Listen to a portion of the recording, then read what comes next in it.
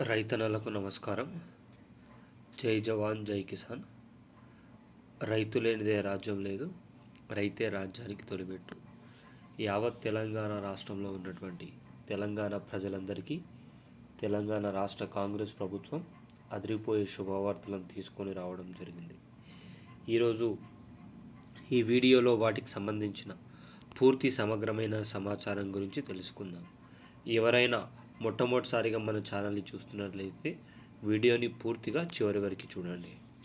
రేపటి నుండి 15 వరకు 3, 4, 5, 10 ఎకరాలకు రైతు భరోసా 2025 ఎకరానికి 6,000 రూపాయలు. పడని వారు ఇలా చేయండి. మొదట ఈ జిల్లాల వారికి 3,000 కోట్లు విడుదల చేసిన సీఎం. దీనికి సంబంధించిన పూర్తి సమగ్రమైన సమాచారం గురించి వీడియోని పూర్తిగా చూడండి.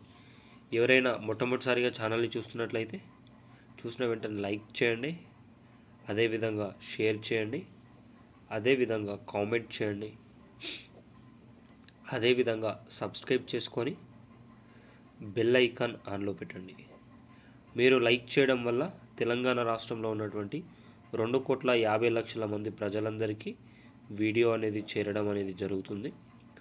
బంధుమిత్రులకు షేర్ చేయండి. తద్వారా దీనికి సంబంధించిన పూర్తి సమగ్రమైన సమాచారాన్ని తెలుసుకునే అవకాశం ఉంటుంది. మీకు ఉన్న సందేహాలను కామెంట్ రూపంలో వ్యక్తీకరించండి. తద్వారా దానికి సంబంధించిన పూర్తి సమాచారాన్ని మీ ముందుకు తీసుకొని వచ్చే ప్రయత్నం చేస్తాను. ప్రతి ఒక్కరూ సబ్స్క్రైబ్ చేసుకోండి, బెల్ ఐకాన్ ఆన్లో పెట్టండి.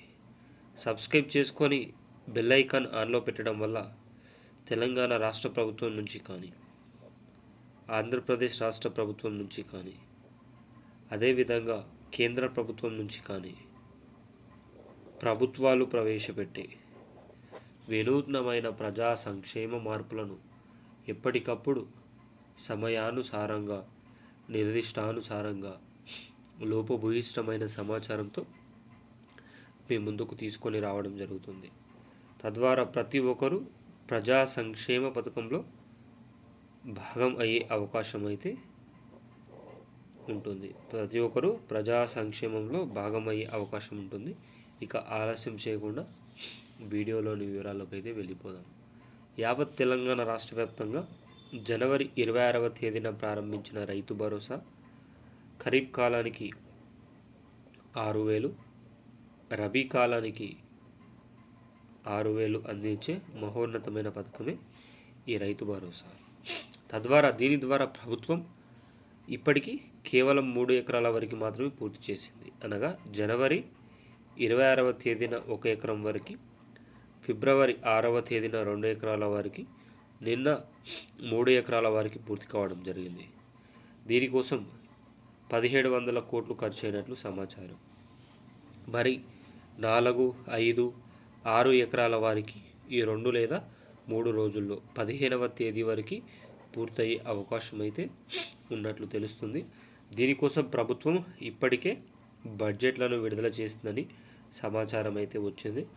గ్రామ పంచాయతీ ఎన్నికలు మార్చి తర్వాత జరుగుతున్న నేపథ్యంలో ప్రతి ఒక్కరికి కూడా ఈ డబ్బుల పంపిణీ కార్యక్రమం పూర్తయ్యే అవకాశం ఉన్నట్లు తెలుస్తుంది. మార్చి తర్వాత దీనికి సంబంధించిన డబ్బుల పంపిణీ